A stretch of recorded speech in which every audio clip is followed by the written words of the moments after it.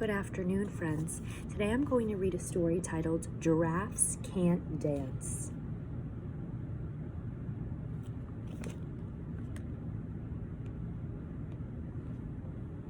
Gerald was a tall giraffe whose neck was long and slim, but his knees were awfully crooked and his legs were rather thin.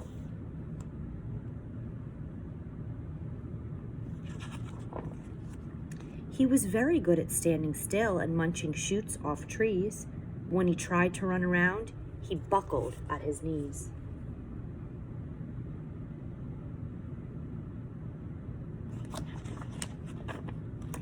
Now, every year in Africa, they hold the jungle dance, where every single animal turns up to skip and prance. And this year, when the day arrived, poor Gerald felt so sad, because when it came to dancing, he was really very bad.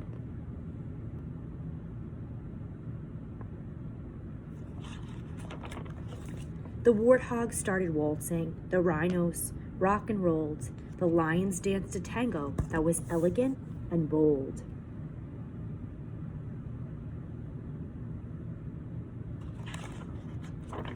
The chimps did a cha-cha with a very Latin feel, and 8 baboons then teamed up for a splendid Scottish reel. Gerald swallowed bravely as he walked toward the floor, but the lions saw him coming, and they soon began to roar. "Hey, look at clumsy Gerald," the animals all sneered. "Giraffes can't dance, you silly fool. Oh, Gerald, you're so weird." Oh my goodness, such bucket dippers. Gerald simply froze up. He was rooted to the spot. "They're right," he thought.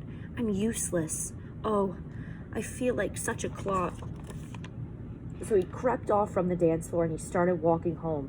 He never felt so sad before. So sad and so alone.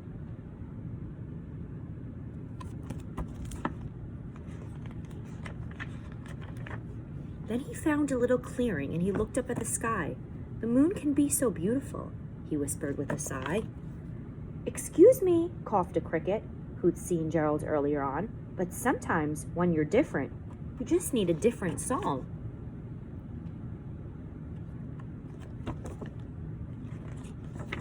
Listen to the swaying grass and listen to the trees. To me, the sweetest music is those branches in the breeze. So imagine that the lovely moon is playing just for you. Everything makes music if you really want it to. With that, the cricket smiled and picked up his violin. Then Gerald felt his body do the most amazing thing. His hooves had started shuffling, making circles on the ground. His neck was gently swaying and his tail was swishing around.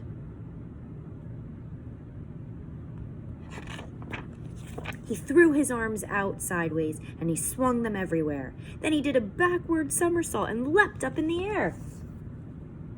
Wow. Gerald felt so wonderful. His mouth was wide open. "I'm dancing. Yes, I'm dancing. I'm dancing," Gerald cried. Then, one by one, each animal who'd been there at the dance arrived while Gerald boogied on and watched him quite entranced. They shouted, "It's a miracle! We must be in a dream. Gerald's the best dancer that we've ever seen."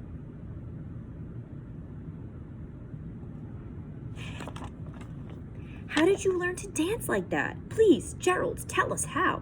But Gerald simply twirled around and finished with a bow.